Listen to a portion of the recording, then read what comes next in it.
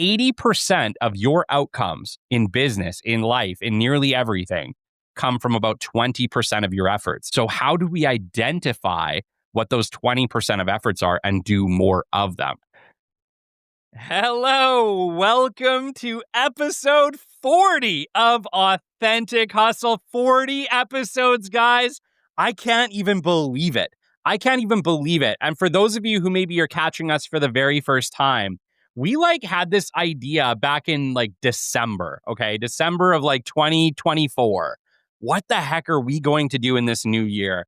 And me and VJ were chatting, and then me and Colin were chatting. We're like, guys, let's do a live show on LinkedIn. We're busy. We totally get it. But I think we could put together a live show on LinkedIn that we show up every Wednesday. And guys, come hell or high water, we have showed up every Wednesday. We've ran into challenge after challenge after challenge trying to get Riverside and LinkedIn to go live.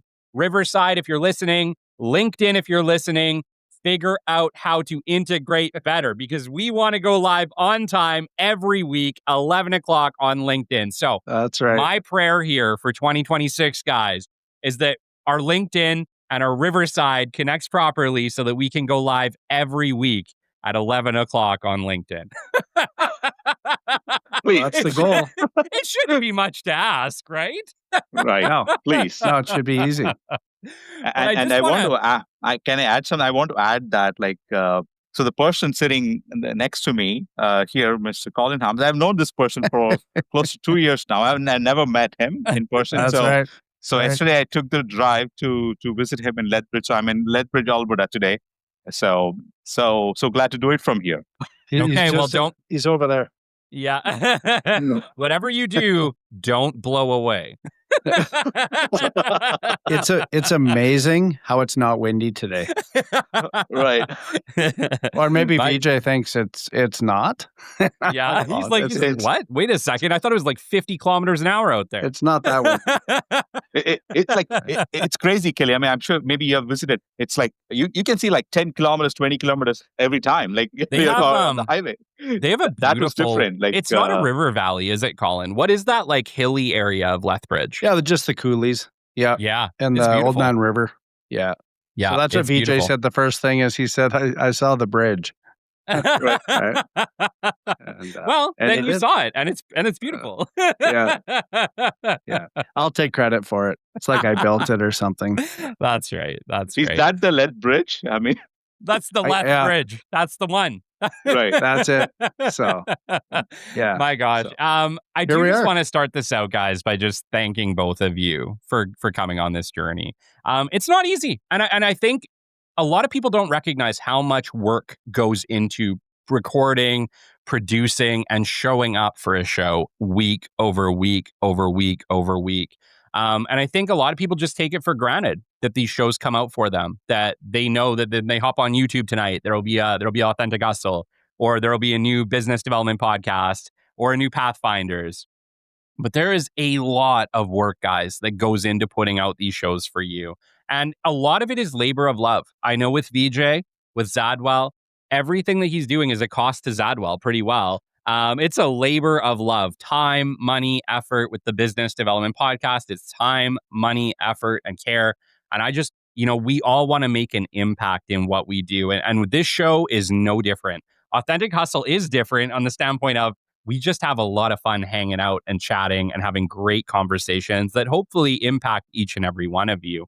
But the reality is, like I said, we're coming to this. We're not making any money from this. It's just something we do every single week. Hang out, a couple of guys chatting about business development, podcasting, life. Yeah. And it's, it's a pleasure. And like I said, you guys aren't getting paid to do this. And I thank both of you for committing and showing up this long, 40 weeks, 40 episodes. We're going to be going crazy. On a full year of Authentic Hustle this January. And I couldn't ask for two better co-hosts. February is our first anniversary. Is it February? Okay. February 5th or something. I could be wrong. It's in February, but yeah. Okay. Well, it's coming. It's coming in hot. Well, you know what? Well, let's talk topic related. I chatted with Kelly for 4 minutes this morning, and we were talking about what are different things going on, what are different topics. And when you were speaking there, Kelly, it made me think about. You said, "How do we get to 40? How do you get to 248 on the business BDP or on Pathfinders? How do you get to 28 or whatever you're at there, VJ, right? Or 38? How many are you 35. I'll be 35, right? 35, yeah. Yeah. So when you think about that, how do you get to these numbers? And Kelly and I were talking about writing things down, putting it in print to make it an action. And I thought, yeah, that's a really good topic because it's real. You have to write something down. And then we had a few minutes before we started the Authentic today, and VJ was in my boardroom, and he immediately just took these markers and started writing on the boards. And you know what? If we don't write something down, we have not even started. And I don't know if that's a prelude into what we're going to talk about today or whatever it is, but if we don't actually write something down, if we don't put pen to paper, it's not going to happen. It doesn't matter if it's a dream or if it's a thought. The next action is actually doing. And so that really hit me when VJ was just in there and he was writing down our thoughts, right? He would ask questions, he would write down our thoughts, and that's how you develop a plan, right? And you can do it very quickly too. But that's something I think we could talk about today. Right? Yeah, well, it's very fitting because my show yesterday was on Move the Needle. And so anybody who knows me knows that I'm a huge advocate for something that I've always called Move the Needle. And I've actually been doing it since about 2015. Since I read a Brian Tracy book, Eat That Frog. My boss at the time made me listen to it. Yep. He's like, Kelly, you have to listen to this book. It will change your life. Little did he know, it would not just change my life, but probably the lives of thousands of people around the world. Probably millions who read the book, but thousands through me. But I'm such a huge advocate of Eat That Frog and Brian Tracy specifically. And what I did is I kind of took what he did and then I added, the writing side to it. And I started doing something called Move the Needle. And so what he talks about in Eat That Frog is actually something called the Pareto Principle. And the Pareto Principle is by this guy. His name is Vilfredo Pareto. He lived in like 1890, something like that. And he lived in Italy, and he noticed that 80% of the land in Italy was actually owned by 20% of the people. Oh, interesting. And like on its own correlation, sure, whatever. And then he noticed something else, which was kind of weird. And it was that he grew peas. And he noticed that 80% of the peas that he produced came from only 20% of his pea pods. And so once again, it's a weird correlation. I'm sure you could look at that and be like, whatever. But it got applied later on. I forget the gentleman's name who applied it to quality control. But later on in the 1940s, it actually got applied to quality control. And what they found is that 80% of equipment failures and challenges come from only 20% of like the things that can create issues or something along those lines. I'm butchering that a little bit. Yeah. But they started to find correlations in it. And so that engineer created something called the Pareto Principle, and it was later adapted to a lot of different things.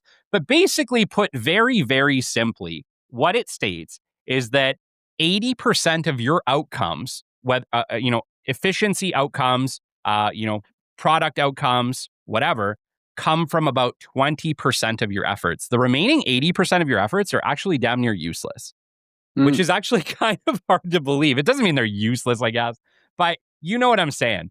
80% of your outcomes in business, in life, in nearly everything come from about 20% of your efforts. So how do we identify what those 20% of efforts are and do more of them? And for me, that's what Move the Needle is all about. Right. I mean, one thing I've felt in terms of moving the needle or going and accomplishing something, two things that comes to my mind is instantly one is like the willingness to actually do it. Many have great aspirations, but not have the willingness. And the second one is the courage, actually. So what are we really afraid of? I mean, we started the show. We just started and now it's like show number 40 already. And Kelly, you're going to be like 250 and very soon 500, I'm sure. And like, what is let's take it back. We'll be at 300 soon. 300. Okay, 300 very soon. And if you don't have the courage, I mean, especially during 2020, people were afraid to even walk in the street, right? For all different reasons. And courage plays a huge part. And if you don't have the courage to do whatever you want, so all the aspirations are going straight to trash. I mean, I'm sorry to say that, because like I think courage is a driver, willingness is a driver. And I think that's how you move the needle. And the more courageous you become, the more confident you get. So I have seen that personally for myself. So just be courageous. If you're not willing to take the risk, there's absolutely not going to be any reward whatsoever. So that's what I'm feeling, and that's what I would share with anyone. So try and be more courageous and try new things. Nothing is going to happen, actually. Yeah. Right. Okay. Well, sorry, Colin. I found the guy. The guy in 1941 who coined the Pareto Principle was a guy named Joseph M. Jurin. And he adapted Pareto's idea by applying it to business and quality management, because he found that 80% of quality problems stem from 20% of the root causes, creating the basis for the Pareto analysis. There we go. We did it. We gave him his credit. His credit has been due. Yeah. Well, you know what's amazing too is how many books, how many principles or rewritten principles have come out of something like this. Yeah. Right? Because that's a ratio that you hear it all the time, right? You hear it all the time. And then I hear people say, the 90-10, right? They've changed it to the 90-10 or the 80-20 or whatever that, that fraction turns out to be. But it comes down to, it made me laugh because we're talking about putting the pen to paper, the plan to action. And then I just looked where I'm sitting right now in my office, and I ordered a Remarkable 2 again a couple of weeks ago. I had the Remarkable 1 and I didn't like it. So I sent it back. That. Yeah, I sent it back and I got some of my money back. So begrudgingly, my feed is full of Remarkable 2s that it's even better. Remarkable 2 Paper Pro. So I order it and I get it. And I convince myself that I love it. So I try every day. And then I pay money for other apps that I have to import to it, which don't work. And then I continue to go on and on and on till I finally put it for sale. And it's for sale right now. And guess what I'm back to? This. I have this pad on my desk. Yeah. and I have this. I have this one. and I have another one just in front of me, different things. And I was trying to put them all into one thing, thinking it would be a whole lot easier. Like, let's just say I have one notepad. Yeah. And it didn't, for me, that doesn't work.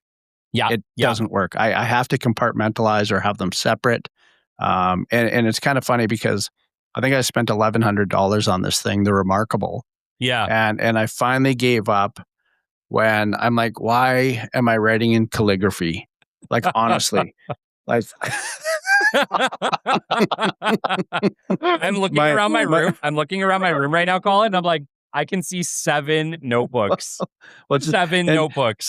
So just imagine you pull that notebook out and your ink and your fountain pen and you start writing today's to-do list in calligraphy. That's how dumb it was. And I said, this is ridiculous. And then I looked at it. I went back online and I said, was there more parts that I'm not using? Oh, sure. You could add a keyboard.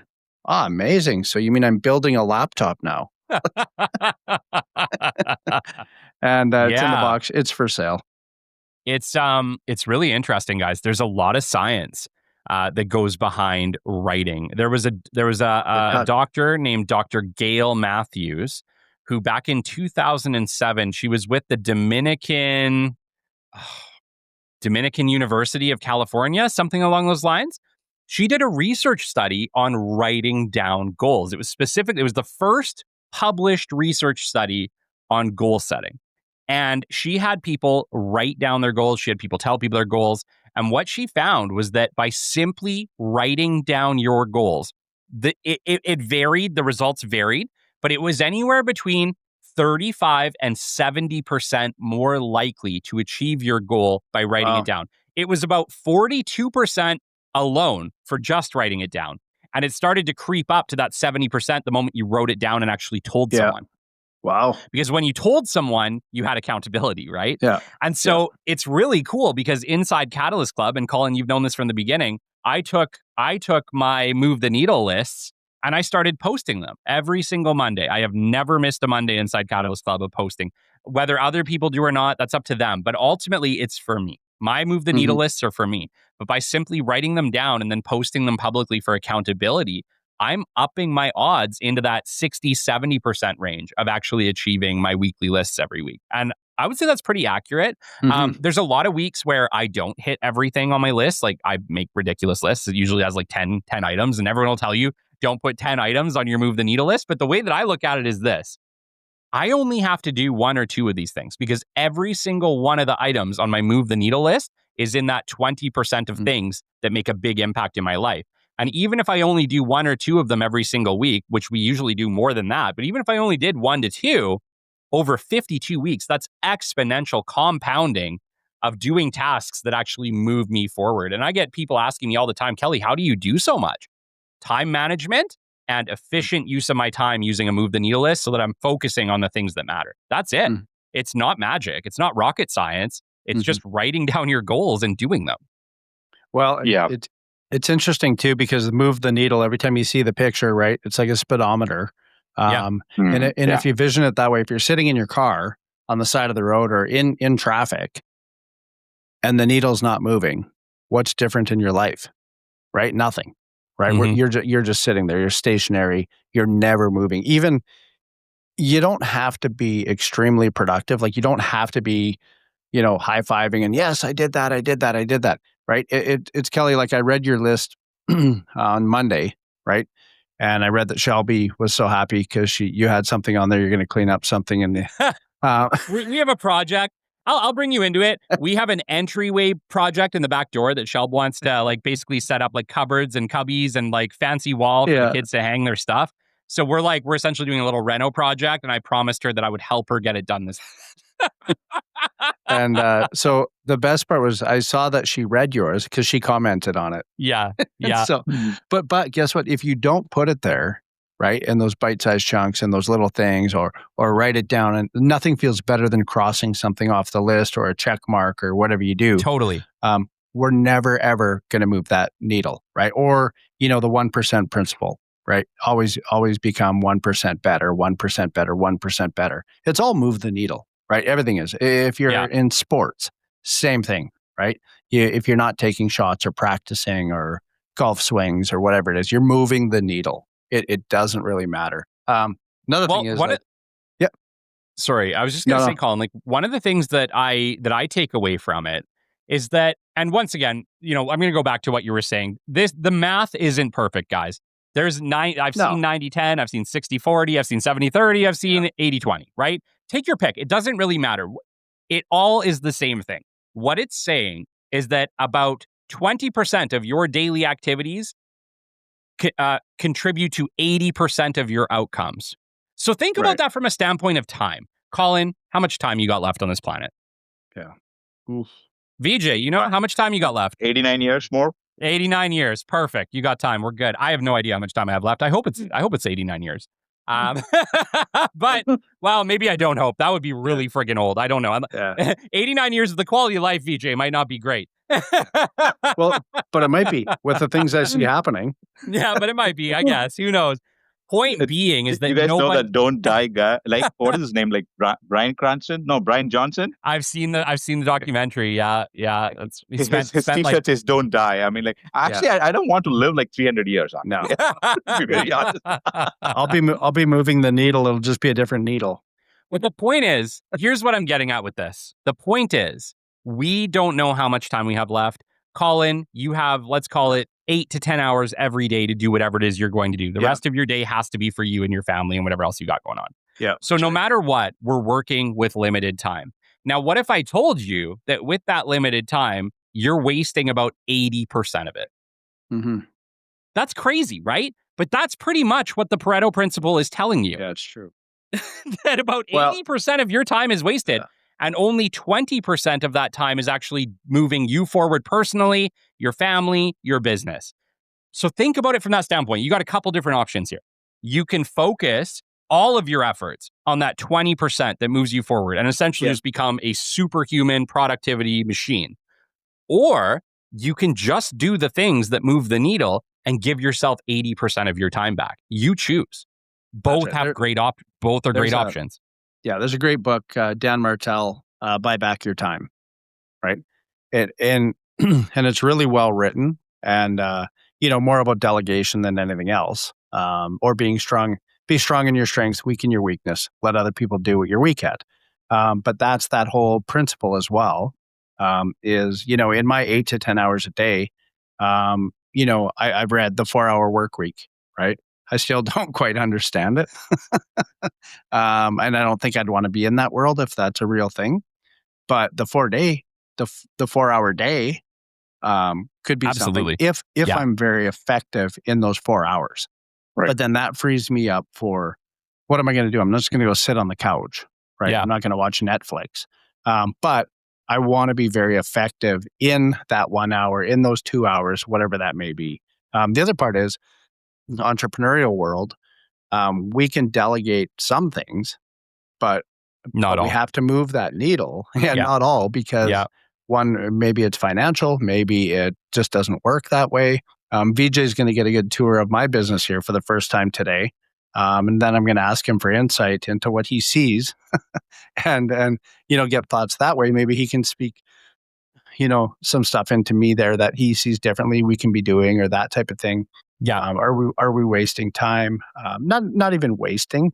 It's just how are you spending I don't like it when people say, when you say, how are you investing your time? Sure. Is there dollars per hour best spent doing something different? Right. So right. I just want to speak to one thing that maybe we have briefly touched upon in our past conversations is time, guys. I mean, in terms of I think our time on this planet is limited. Right. It's not coming back. Time is the ultimate currency. Yeah. But at the same time, what I try to learn from is I try to learn from books and articles and internet and whatnot, but also I try to reflect upon I don't want to be that person who is grumpy, and I'll give some background to it. Because sometimes you get business calls, you get marketing calls, you get something pitched at Kelly, Colin, I'm sure and some of these guys I meet online on Google or Zoom calls, they're already super tired, burnt out. They're making the 25th call for the day or 12th call for the day or whatever. They're already burnt out. I meet them at 11 a.m. or 10 a.m., whatever. So they're already super tired. They're making hundreds of calls and so many meetings in a day. And they have a packed calendar. And end of the day, and I have met some of these people, actually. They are super tired. They're super grumpy. They're not pleasant around people. Kelly, you spoke about the labor of love, right? I don't think that is a labor of love, right? That is a labor of... I mean, I want to be respectful, but at the same time, that it is a labor of, I don't know. I mean, it's not a labor of stupidity as well, because don't throw away time like that, because it is not labor of love, right? I met a guy this morning, VJ, who I was his 4th meeting of the day at 9:30. Oh, wow. Yeah. And I was just I puked a little. And these people actually, they spend those 10 minutes and they're not even genuinely trying to connect or learn or listen or anything hey, to get to the point, oh, are you buying my product or not? Oh, then, okay, fine, boom, I'm gone. Right. Yeah. So I've told myself, I don't want to be that person. Right. Yeah. Last night I slept at 5 a.m. Colin, was, because I know this whole day I won't be working. I'll be traveling, driving. So when I slept, it was 4:47. I took a screenshot of it. But I'm saying that. But at the same time, there are a few days I wouldn't even open my laptop. Right. That's so right. when you're actually showing up, you show up with love. And if you're having a packed calendar and super busy and you're super grumpy end of the day, I don't think that is a labor of love. And think of what you're doing with your time. And if you can show up to every meeting with 100% sincerity and with love, I think that is going to take somewhere. And the other person across the screen actually sees that. Well, and Colin talked about this. I want to say it was last week or the week before, but Colin was talking about how many times are we meeting with people that we have no business meeting with, right? Yeah, right. Where we're just meeting to meet, right? Yeah. The argument could be made that VJ, we just have to be more particular with the people we're meeting with so that we know it's going to be a productive meeting, or we know that there's some interest, or entrepreneurs, I like to say that we're givers, man. We're givers. We give. But most of the time we give too much. And at some point we have to claw back that time and start to be more particular with who we are going to allocate our time with. Yeah, you know what? I got invited late last week to attend a gala on Saturday, and I said no right away. One, I'll give you the reasons is if I'm invited to something and it's 2 days away, I wasn't the first on the list, and I'm living by that. I know that. That's pretty reasonable. It's true, right? Like this table was probably purchased months ago, and then somebody bailed, and then let's go for some low hanging fruit. Harms will show up, right? He goes to everything. And you know what? I used to. For sure I did, right? I would go, oh, wow, yeah, I'll be there. I might meet some people. A good time to network or whatever. You know what? Totally. I said, no, it's Saturday night. And I said, oh, hey, I was nice about it, right? No, thanks for asking. Appreciate that, right? Maybe next time. And they're probably thinking, no, not next time because you were the last one on the on the list or whatever. And it wasn't because I was the last one. It's because I didn't really want to go.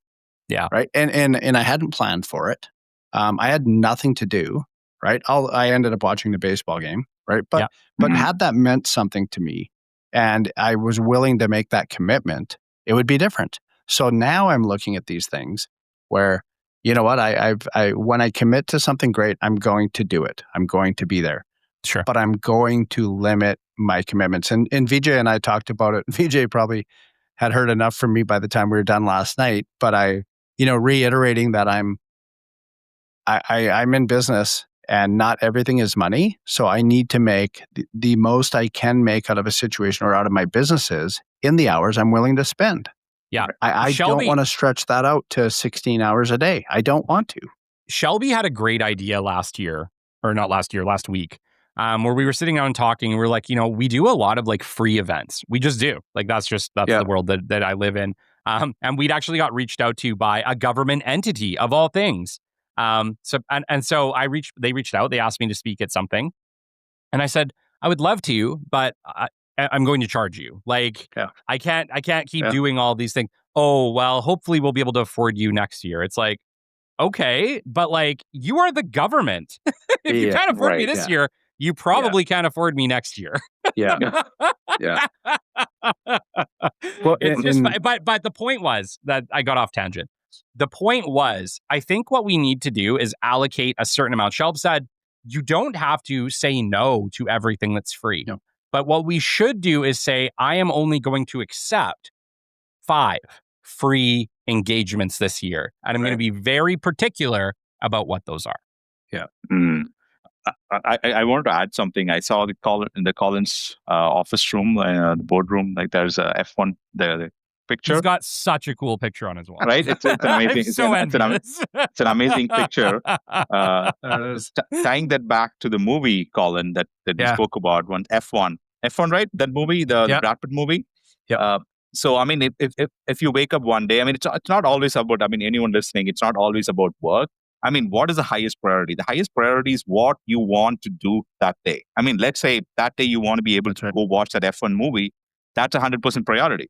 Nothing else takes 100% priority, right? Because if you're not able to decide that, I'm anyone who is able to decide that, I applaud you for that. But if you're not able to be in a position to decide that, I'm sorry, actually, really sorry. Because if you allocating time to what you want to do in life, I think is the best served purpose. Is how I see it. I mean, yesterday and this week, Colin, we made a plan, we spoken and everything. I asked Kelly also, Kelly, please join me. But anyway, but my 100% priority for yesterday and today was to drive to Lethbridge and come and meet you. That's a priority. And like, and if you're not able to do that, and why are you even like trying different things? Actually, I mean, because your time has to be in your control, and I think people also should try and keep their calendars in their control. Don't even show up to a meeting if you don't want to show up. So that's I'll live with that. And you know what I think it comes down to, and I've dealt with it with my kids a little bit, is FOMO, right? Fear of missing out. Yeah. We have to control what we think we're missing out on. Right. Right. What we're willing to miss out on. Right. Right. And I'm getting better at, it's okay. I don't have to go to that hockey game. It's okay. I don't have to go to that gala. I don't have to go to that luncheon. It's okay. Like there's a real estate luncheon that'll be coming up here right away, and I for Christmas, and it's always like 3 hours, and I already know in my mind when the invite comes out, I'm going to say no, just because it's just I shouldn't use the name, but that's what it is. It's not a priority, right? It's not going to add value to me, but it's going to take 3 hours out of my day. And Vijay, that's what you said about where's that 3 hours going? Right. When I look at what I'm doing tonight, I'm going to a hockey game because I want to. Right. Because I actually like hockey, and and I'm going to go to it. But there may be something else that I get asked to, or there's many invitations. And Kelly, I'll speak to yours. Like, so let's say that government entity asks you to speak for free, and maybe next year. But I think we talked about this before. But I bet they're paying somebody that's going to speak. That's right, 100%. 100%. So if I'm the one sitting at the table and there's 6 people and 5 are getting paid and I'm not, I'm the loser. 100%. 100%. Not in a bad way. It's just why would they be that way? Right. And then you look at it's going to be in a room and they're going to be paying $3,000 for that 2 hours of use of that room that you're going to be it's just we have to think more of ourselves and believe in that and be willing to. It's one thing to be all brave and say no, and you got to pay me or whatever. And it's another thing to be able to go home that night, not even think about it. Well, and there's something else too. The more I think about it, and we've talked about this, when people don't pay for things, it doesn't matter how expensive or how cheap, they don't value it. That's right. And I've had this come up in coaching. I've had this come up in club memberships where the people who pay, they participate, they show up, they engage, they do the thing because they are invested. There's something about being able to show up invested in something that you've invested in. They get essentially they get to feel like they have ownership because they actually paid for this service or for this product. And so they actually enjoy it more. They use it more. They get more from it. And if it was free, I lose, they lose because they're not going to actually participate. Everybody loses. I think that there's value in the transaction, even if it's a small transaction. I'm not saying you guys got to charge full price for everything. Just something. Make sure there's something. Make sure there's something. Yeah. And that's a great place to leave off today. I want to close at two things. One other topic, maybe will come in the future weeks. I want to really bring and share is, I think people really care about one topic is about affordability. Cost of living is a 100%. Worldwide crisis right now. It's not just in Canada or US or actually a worldwide global crisis. People are struggling to actually live in this planet. So it's not the right way to live. So that is something hopefully we can cover at some point. And the other one is like today, Colin, like we are launching the Southern Alberta realestate.com.ca. That's right. So we are launching the website for us. So super proud to get it launched today. So that's awesome. What I want to share. Thanks very much, and I'm glad we're working on that collab together. And seems like we're always collabing, the three of us, on something, and that's why we are. Vijay. That's why you're here. On. That's why you're in Lethbridge. Right. So anyway, who wants to wrap her up, Kelly? Yeah, why not? Vijay, I love your cost of living crisis. I absolutely think we should tackle that soon. That's a great one. Right. But yeah, just once again, I want to end it the way I started it. You guys are incredible. Thank you for doing this with me. Thank you for showing up 40 weeks in a row. I've enjoyed every minute of it, and I'm looking forward to what comes next. Awesome. Thanks, everybody. Till next week. Thank you. Later. Bye-bye.